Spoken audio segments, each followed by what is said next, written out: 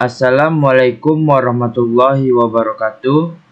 Perkenalkan, nama saya Jorginho Frizon, NPM 203510613, kelas 3E, mata kuliah pemrograman web minggu ke-6. Baiklah, saya di sini akan menjelaskan tentang resume materi minggu ke-6, yaitu tentang CSS Flexbox. Apa itu Flexbox? Flexbox adalah sebuah model layout satu dimensi yang dapat mengatur jarak dan penjajaran antar item dalam sebuah kontainer. Satu dimensi hanya dapat mengatur satu dimensi pada saat tertentu. Antar baris atau kolom tidak bisa keduanya sekaligus. Flexbox Layout Module, sebuah modul yang menawarkan cara yang efektif untuk menyusun, mensejajarkan, dan mendistribusikan jarak antar item di dalam sebuah kontainer.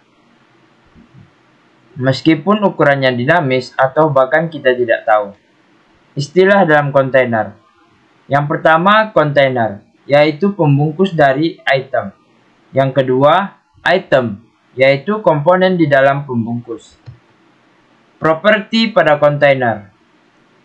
Yang pertama, display. Membuat sebuah elemen parent menjadi flex box dan elemen di dalamnya bisa berperilaku flex. Yang kedua, flex direction. Mengatur arah elemen-elemen di dalamnya secara horizontal atau vertikal. Yang ketiga, flex wrap. Mengatur ketika elemen tersebut tidak muat lagi di dalam kontainer. Yang keempat, justify content. Mengatur rata dari elemen-elemen di dalamnya. Yang kelima, align items. Mengatur kesejajaran antar item secara vertikal. Yang keenam, align content. Sama seperti align items, namun hanya berlaku ketika kontennya lebih dari satu baris. Properti pada items. Order. Mengatur urutan dari elemen-elemennya.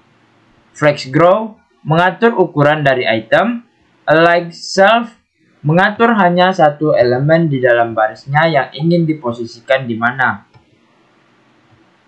Kemudian tentang CSS Grid. Apa itu CSS Grid? Modul CSS untuk mendefinisikan sistem layout berbentuk grid dalam dua dimensi, baris dan kolom. Untuk menjalankan CSS Grid, kita membutuhkan properti seperti display grid. Kenapa kita menggunakan CSS Grid? Dengan menggunakan CSS Grid, kita dapat melayout halaman yang bisa kita atur baris dan kolomnya sekaligus karena dia dua dimensi.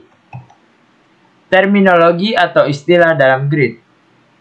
Yang pertama, grid container. Elemen pembungkus grid didefinisikan dengan menuliskan display grid. Grid item. Elemen-elemen yang berada satu level di dalam grid container.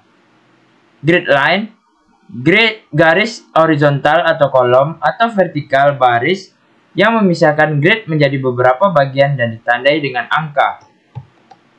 Grid cell, perpotongan atau pertemuan antar baris dan kolom di dalam grid. Grid area, kumpulan lebih dari satu grid cell yang membentuk kotak. Grid track, ukuran atau jarak dua grid line, bisa horizontal atau kolom atau vertikal atau baris. Grid gap, jarak antar grid track atau cell. CSS Grid Properties Container. Yang pertama, grid template, columns, dan row. Mendefinisikan kolom atau baris dengan cara menuliskan nilai dipisahkan oleh spasi. Nilai merepresentasikan ukuran grid track dan spasi merepresentasikan grid line. Yang kedua, explicit dan implicit grid. Ketika kita secara jelas menulis ukuran gridnya ke dalam dan baris, sedangkan implicit grid ketika gridnya menentukan secara otomatis sisa dari kolom dan baris yang tidak kita sesuaikan dengan explicit. Yang ketiga, auto columns dan auto row. Mengatur ukuran grid track yang tidak dituliskan pada grid template atau implicit track. Yang keempat, grid auto flow. Mengatur penempatan item atau sel pada grid track termasuk yang ditulis secara implisit. Yang kelima, grade values.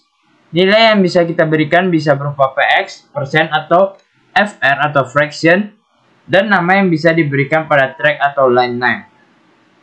Fr atau fraction, CSS akan otomatis mengatur ukuran presentasi dari kolom dan baris. Grid template area, mendefinisikan grid template menggunakan nama dari area yang ditulis pada properti grid area pada item. Grid template, shorthand untuk mendefinisikan grid template rows, grid template column, dan grid templates areas dalam satu deklarasi. Grid columns gap dan grid row gap atau column gap dan row gap mendefinisikan ukuran grid line atau jarak antara baris atau kolom. Grid gap atau gap, shorthand untuk mendefinisikan kolom gap, row gap dalam satu deklarasi. Special function dan keyword. Repeat, menentukan ukuran grid track secara berulang. Min content dan max content, menentukan seberapa besar ukuran grid track berdasarkan konten pada sebuah item. Autofill dan autofit, menentukan jumlah item untuk berada pada grid track, biasa digunakan dalam repeat. Min max, menentukan ukuran minimal dalam maksimal dari grid track. Responsive image gallery, membuat image sederhana tapi responsif agar lebih mudah mengatur margin dan presentasi gambar. Sekian dari presentasi saya tentang resume materi minggu ke-6. Lebih dan kurang saya mohon maaf. Sekian, terima kasih. Assalamualaikum warahmatullahi wabarakatuh.